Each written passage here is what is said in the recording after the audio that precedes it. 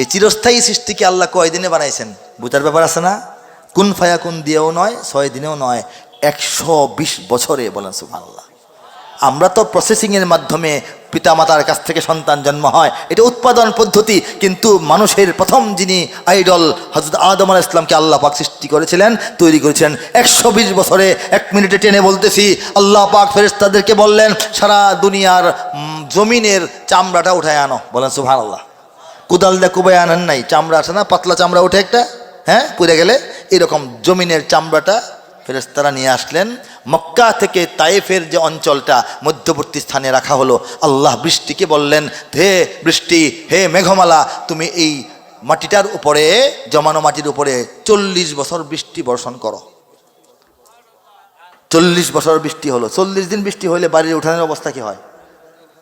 Pack, কাদা, ময়লা, দুর্গন্ধ, যাইতে মন চায় না, নাকের মধ্যে গন্ধ আসে, কেঁচু হয়ে যায়, ঠিক কিনা বলে? 40 বছর একটা জায়গা ভিজতে ভিজতে মাটি কেমন খারাপ হয়েছে, এরকম খারাপই হয়েছে আল্লাহ কোরআনে বলছেন। এরপর আল্লাহ সূর্যকে বললেন, তুমি টানা 40 বছর এবার এটার মধ্যে তাপ প্রয়োগ করো। বলেন সুবহানাল্লাহ। 40 বছরের তাপে এটা হয়ে গেল সলসলিন কাল ফাখার। বলেন সুবহানাল্লাহ। ঠনঠনে পোড়া মাটির মতো, চুলার ভিতরের মাটির মতো হয়ে গেল। এই চুলার ভিতরের ঠনঠনে মাটি দিয়ে কি আদম আলাইহিস সালামের মূর্তিটা বানানো সম্ভব? মূর্তি মানে আকৃতি বানানো সম্ভব? সম্ভব নয়। তখন আল্লাহ পাক এই 40 বছর বৃষ্টি, 40 বছর রোদ হইল কয় বছর? আল্লাহ পাক বিভিন্ন সাগর, মহাসাগর, উপসাগর, ঝর্ণা, বিভিন্ন লেয়ার পানির, জমিনের নিচ থেকে আল্লাহ পাক পানি সংগ্রহ করে করে তার তাকবিনী ব্যবস্থা অনুযায়ী, তার আন্দাজ অনুযায়ী, তার ইচ্ছা অনুযায়ী এটাকে খামির বানাইলেন। নরম করতে করতে করতে করতে রুটি বানানোর খামিরের মতো। রুটির খামির দেখেন না হোটেলওয়ালারা রাতের বেলা বানায়, তেল মালিশ করে ভেজা গামছা দিয়ে ঢাইকা রাখে, রাখে কিনা? এতে কি হয়? সুন্দর রুটি তৈরি হয় সকালবেলা। আল্লাহ পাক এই নিজের হাতে বানানো খামিরটাকে নিজের রহমতের, বরকতের এবং আধ্যাত্মিকতার চাদর দিয়ে আরো 40 বছর ঢেকে রাখলেন। 40 বছর বৃষ্টি, 40 বছর রোদ, 40 বছর প্রস্তুত করে ঢেকে রাখা। মোট কয় বছর হইল? 120 বছর হওয়ার পর আল্লাহ সেই খামির দিয়ে নিজের হাতে ফেরেশতাদেরকে দিয়ে না, নিজের হাতে আদমকে বানাইলেন। বলেন সুবহানাল্লাহ। সেই আদম যখন জ্যান্ত হলেন, আল্লাহ রূহ দিলেন। জ্যান্ত হওয়ার পর এই বলে আল্লাহ পাক বললেন যে আদমকে তোমরা সবাই একটা সম্মান সূচক সিজদা করো। কাহিনী অনেক আছে, সেদিকে যাব না। তখন ফাসাজাদু ইল্লা ইবলিস, সবাই সিজদা করলো কেবলমাত্র, শুধুমাত্র ইবলিস ছাড়া। সে যুক্তি দিল, তর্ক দিল যে আমি তো আগুন, সে তো মাটি, আগুন তো উপর দিকে থাকে, আগুনের বাতি উল্টাইলেও আগুন উপরের দিকে থাকে, নিচের দিকে আগুন ফিরে না, উপরের দিকেই চলতে থাকে, ঠিক কিনা বলেন?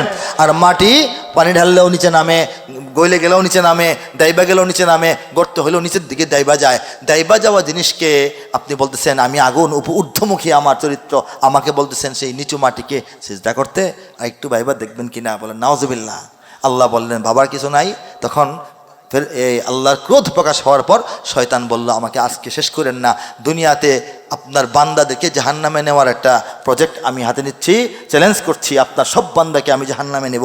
আল্লাহ বললেন তোর চ্যালেঞ্জ গ্রহণ করলাম, যা, আজকেই তোকে শাস্তি দিলাম না, তবে তুই মরদুদ এবং রাজিম হয়ে গেছস, আমার নেক বান্দাদেরকে তুই পথভ্রষ্ট বানাতে পারবি না।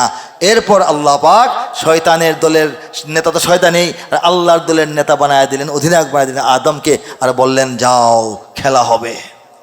আল্লাহ বলেন 6 দিন কাজ করে আমি এটা, 6 দিন ব্যয় করে এটা সৃষ্টি করেছি। 6 দিন কেন? 5 দিন না কেন? 1 দিন না কেন? 1 মুহূর্তে না কেন?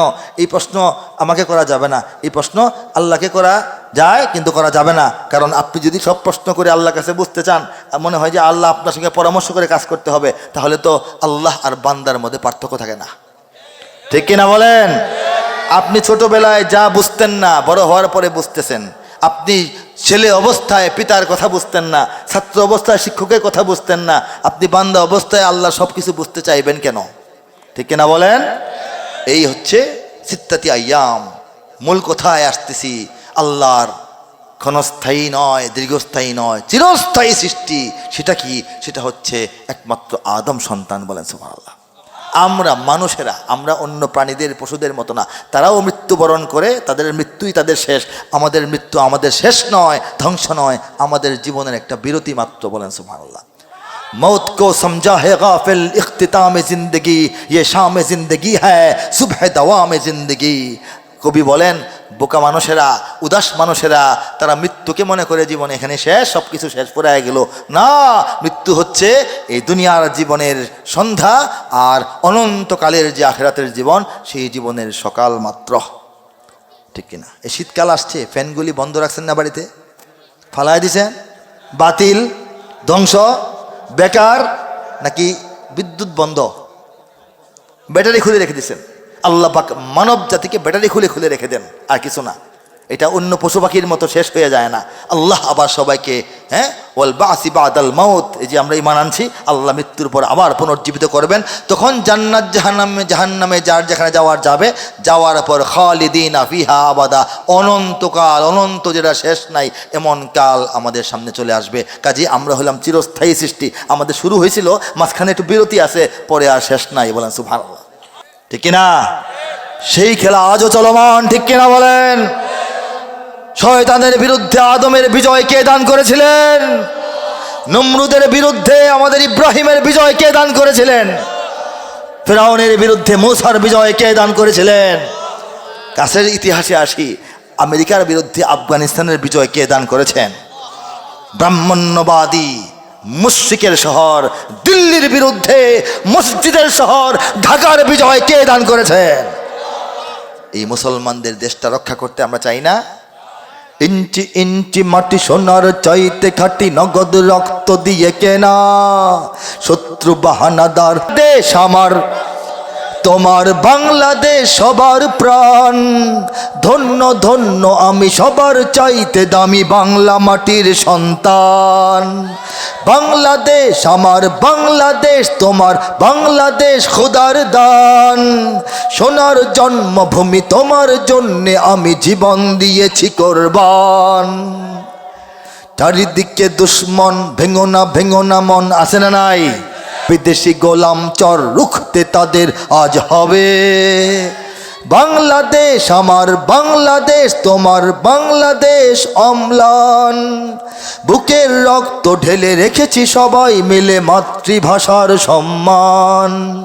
বাংলাদেশ আমার বাংলাদেশ তোমার বাংলাদেশ চিরমহান। এ মাটির বুক হতে বাজবে সারা জগতে বিশ্ব মানবতার গান। অনেক দামের দেশ নাকি সস্তা দেশ? অনেক দামের দেশ, রক্ত ঘামের দেশ, মায়ার বাঁধন বড় বেশি। হিন্দু মুসলমান বৌদ্ধ